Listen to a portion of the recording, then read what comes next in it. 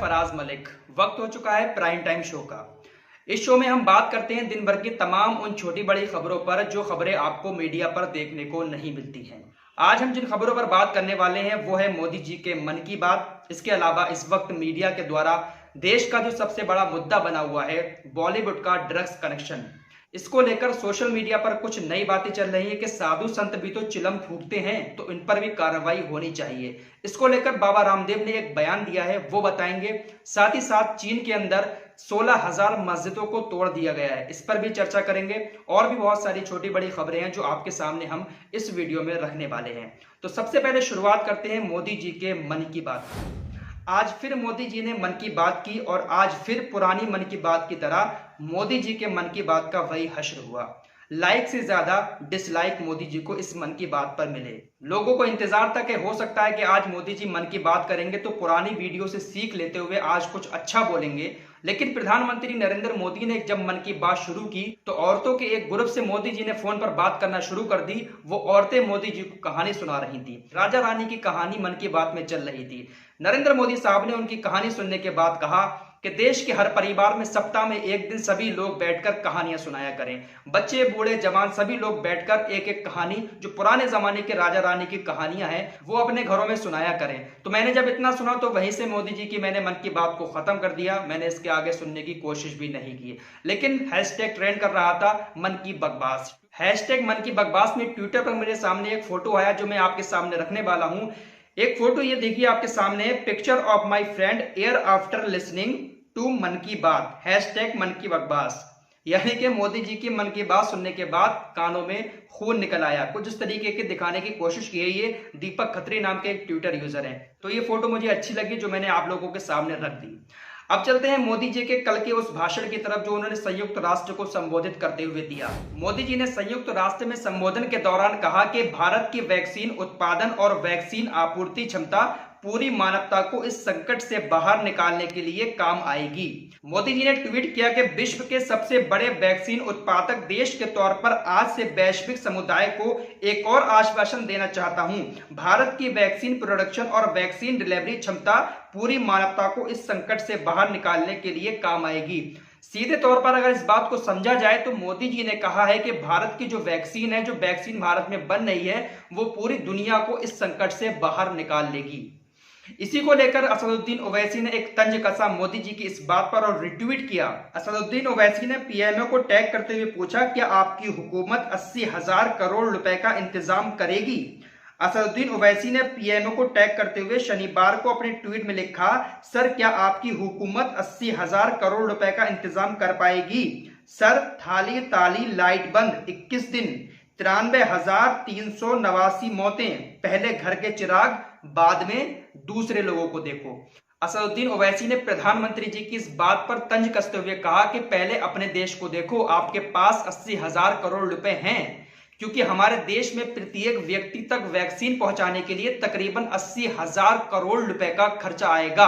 क्योंकि भारत में जो सीरम इंस्टीट्यूट वैक्सीन बना रहा है उसके सीईओ अदार पूनावाला ने कहा था कि सरकार को 80,000 करोड़ रुपए का इंतजाम करके रखना चाहिए, क्योंकि भारत में प्रत्येक व्यक्ति को वैक्सीन देने के लिए तकरीबन 80,000 करोड़ रुपए का खर्च आएगा। तो इसी बात को लेकर असदुद्दीन ओवैसी ने प्रधानमंत्री नरेंद्र मोदी के ऊपर तंज कसा और कहा कि पहले आप अपने घर के चिराग को देखिए, बाद में आप दुनिया की फिक्र कीजिए। देश के लोग वैक्सीन के इंतजार में हैं। वैक्सीन वैक्सीन वैक्सीन हो रहा है हर तरफ, लेकिन वैक्सीन के लिए 80,000 करोड़ रुपए चाहिए हैं सरकार को, तब आप लोगों तक वैक्सीन पहुंच पाएगी।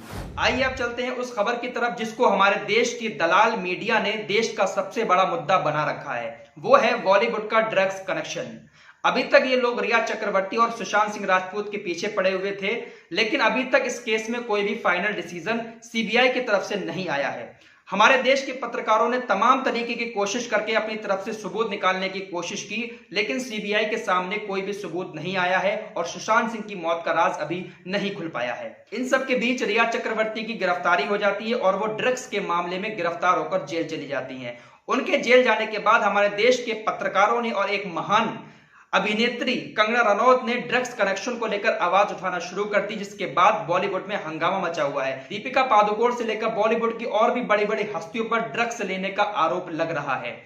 इसी बीच सोशल मीडिया पर कुछ बातें ऐसी भी चल रही हैं कि जब बॉलीवुड में ड्रग्स कनेक्शन की जांच हो रही है तो देश के अंदर हजारों लाखों साधु संत ऐसे हैं जो चिलम फूंकते हैं। कुंभ के मेले में आप लोगों ने देखा होगा कि हर एक साधु संत तकरीबन वहां पर चिलम फूंकता है। देश में जो भी त्योहार होते हैं उन त्योहारों पर भी चिलम फूकी जाती है, भांग पी जाती है।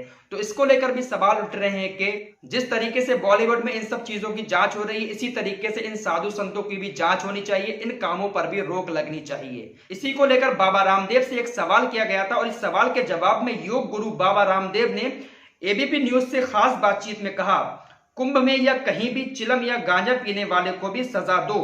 ये सभी लोग नशेड़ी हैं, साधु नहीं। चिलम पीने वाला साधु नहीं हो सकता। चाहे कोई भी शख्स नशा करे उसे सजा मिलनी चाहिए। बाबा रामदेव ने आगे कहा, त्योहारों के नाम पर भांग पीने वाला, जुआ खेलने वाला, गांजा पीने वाला अपने होली दिवाली त्योहार को बदनाम करते हैं। हम भगवान राम, कृष्ण, हनुमान की उपासना करते हैं। ये हमारी कौन सी परंपरा है? हमारी परंपरा दिव्यता की है। किसी शास्त्र में नहीं लिखा है कि हमारे पूर्वज नशा करते थे। पूर्वजों की आड़ में नशा करना धर्म नहीं है, ये पाप है। तो बाबा रामदेव ने कुछ इस तरीके की बातें कही, लेकिन आप लोगों ने देखा होगा किस तरीके से भांग पी जाती है, दिवाली होली के मौके पर जुआ खेला जाता है और भी बहुत सारे ऐसे काम होते हैं। इन सब कामों की इजाजत कोई भी धर्म नहीं देता है। इसी को लेकर बाबा रामदेव ने कहा था कि ये धर्म के नाम पर पाप कर रहे हैं। आप लोगों की इस पूरे मैटर पर क्या राय है? जो मेरे हिंदू भाई देख रहे हैं, जो सही हैं, जो लोग ऐसा काम नहीं करते हैं, उनकी क्या राय है? और जो लोग ऐसा काम करते हैं वो भी अपनी राय कमेंट बॉक्स में जरूर लिखना कि बाबा रामदेव ने जो बातें कही हैं क्या वो सही हैं। आप इन बातों से कितना सहमत हैं? कमेंट करके आप लोग जरूर बताना। अब चलते हैं चीन की तरफ। चीन के अंदर बेघर मुसलमानों पर हमेशा से जुल्म होता चला आया है। चीन हमेशा से मुसलमानों के ऊपर जुल्म करता चला आया है। एएसपीआई की रिपोर्ट के मुताबिक पिछले 3 साल में तकरीबन चीन के अंदर 16,000 मस्जिदों को तोड़ा गया है। 16,000 मस्जिदें शहीद की गई हैं चीन के अंदर। और अभी भी चीन मुसलमानों पर लगातार जुल्म कर रहा है। इतनी बड़ी महामारी चीन के ऊपर से गुजरी है, लेकिन चीन अभी भी बाज नहीं आया है। चीन मुसलमानों पर तो जुल्म कर ही रहा है, वहीं दूसरी तरफ हमारे देश की सरहद में घुसने की भी कोशिश कर रहा है। दोस्तों, चीन में रह रहे मुसलमानों के लिए दुआ कीजिए और हमारे देश के लिए भी दुआ कीजिए कि जो नापाक हरकतें चीन करता है वो अपने मंसूबों में कभी कामयाब ना हो पाए। आइए अब आपके सामने फतेहपुर की एक बहुत ही खूबसूरत तस्वीर रखने वाले हैं। ये खबरें आपको मीडिया पर कभी भी दिखाई नहीं देंगी। फतेहपुर शहर में सड़कों को चौड़ा किया जाएगा। इसी काम को देखते हुए फतेहपुर की एक मस्जिद के इमाम ने ऐसा काम किया है, एक ऐसा कदम उठाया है जिसके बाद उनकी चारों तरफ चर्चा होने लगी, उनकी हर कोई सराहना करने लगा। रोड को चौड़ा बनवाने के लिए मस्जिद का एक हिस्सा इमाम साहब ने खुद ही तोड़ डाला। इमाम साहब के इस कदम की लोगों ने और प्रशासन ने काफी सराहना की और मस्जिद के लिए मस्जिद के पीछे कुछ जगह खाली पड़ी थी, वहां पर निर्माण करने की इजाजत प्रशासन ने दे दी कि आपने आगे की मस्जिद तोड़ी है तो जो जितनी तोड़ी है आप उसका हिस्सा आप मस्जिद के पीछे बना लें। प्रशासन ने खुद ब खुद इस बात की इजाजत दे दी इमाम साहब को। हर किसी ने इमाम साहब के इस कदम की सराहना की, लेकिन ये खबर जिस वेबसाइट पर छपी थी, जहां से मैंने इस खबर को लिया है, उसके नीचे जो कमेंट थे अंधभक्तों के, अंधभक्त कभी सुधरने वाले नहीं हैं। तो देखिए क्या लिखा है, अगर हुआ है तो अच्छा है, लेकिन सबको एक और सलाह देते, रोड पर नमाज नहीं पढ़ी जाएगी। उसके बाद एक अंधभक्त लिखता है, अवैध कब्जा किया था तो तोड़ना ही था, इसमें मौलवी की तारीफ क्यों? बिना पेंदी का लोटा हो कावे पत्रकार। पत्रकार को कह रहे हैं, अमर उजाला ने यह खबर छापी थी। इसके बाद एक अंधभक्त कह रहा है कि पूरे देश में तो इन्होंने अतिक्रमण कर रखा है, यहां तक कि काशी और मथुरा को भी नहीं छोड़ा। बोलो कि ये यूपी है जहां इन सुअरों में योगी का डर फूट फूट कर भरा है। तो ये अंधभक्त अपनी करनी से कभी बाज नहीं आने वाले हैं।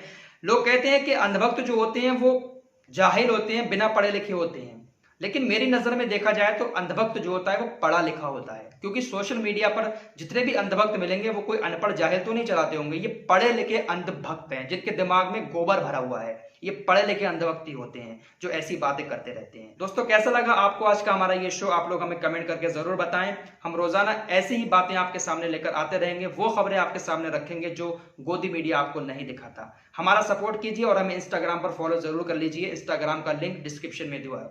मिलते हैं कल एक और नई वीडियो के साथ, कुछ और नई खबरों के साथ। तब तक के लिए आप लोग अपना